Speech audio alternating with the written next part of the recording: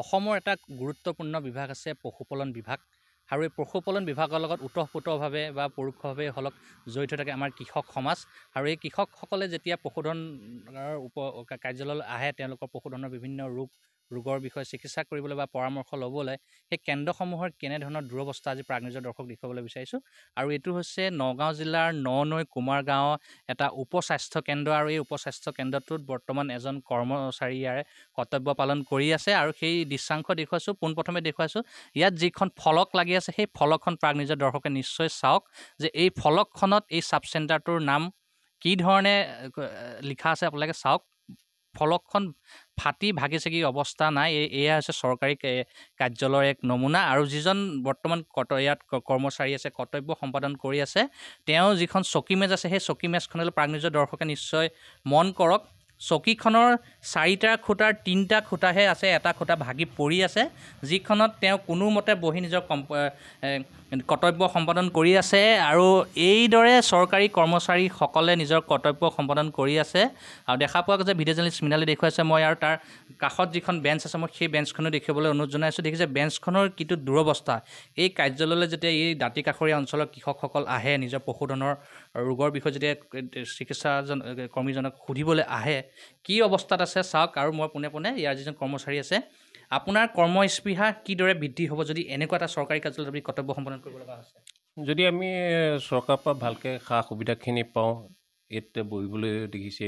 মানুহ আহিলে বহিবলৈ দিবলৈ জেগা নাই নিজে বহিবলৈ চেয়াৰ দেখিছে ভাঙা চেয়াৰ আচবাব তেনেকৈ নাই ঔষধ পাতিও তেনেকৈ পোৱা নাই সেইখিনি যদি চৰকাৰে প্ৰভাইড কৰে ৰাইজ উপকৃত হ'ব লগতে আমাৰ ভাল কৃষকসকলৰ পশুধন যেতিয়া ৰোগত আক্ৰান্ত হয় তেওঁলোকক আপুনি ঔষধ পাতি দিবলৈ নাই ইয়াত তেনেকুৱা ঔষধ পাতি দিবলগীয়া নাই আমি এডভাইচহে কৰোঁ পৰামৰ্শ দিওঁ তেখেতসকলক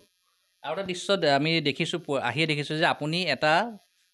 ভগা চিগা এখন মেজত বহি প্ৰথম কৰ্তব্যখন কৰি যিকোনো মুহূৰ্তত আপুনি ইয়াৰ পৰা হয়তো পঢ়িও যাব পাৰে এটা বৰ হাস্যৰসৰ কথাও হৈছে কিদৰে আপুনি সম্পাদন কৰিছে এয়া তেনেকৈয়ে চলাই আছোঁ এতিয়া কৰিব কি প্ৰশাসন আমাৰ ঊৰ্ধ্বতম কৰ্তৃপক্ষ জনাইছোঁ ব্ৰহ্মপুৰ তেখেতসকলে কি কৰে এই মুহূৰ্তত যদি অসমৰ পশুপালন মন্ত্ৰী অতুল বৰা মহোদয় যদি চাই আছে আপোনাক পুনৰ উল্লেখ কৰিছোঁ এইটো হৈছে নগাঁও কমাৰ গাঁও এটা উপস্বাস্থ্য কেন্দ্ৰ পশুপালন বিভাগৰ ভিডিঅ' জাৰ্নেলিষ্ট মৃণালক মই আকৌ সেই দৃশ্য দেখিবলৈ অনুৰোধ জনাইছোঁ এইটো চাওক কাৰ্যালয়ৰ ভিতৰ ভাগে এচলা টিং দি কোনোমতে কাৰ্যালয়টো ৰাখি থৈছে এয়া বেৰৰ ফটা মাটি উৱলি গৈছে হয়তো এটি অতি পুৰণি এটা উপস্বাস্থ্য কেন্দ্ৰ যিটো সময়ত পশুপালন বিভাগৰ পৰা বিভিন্ন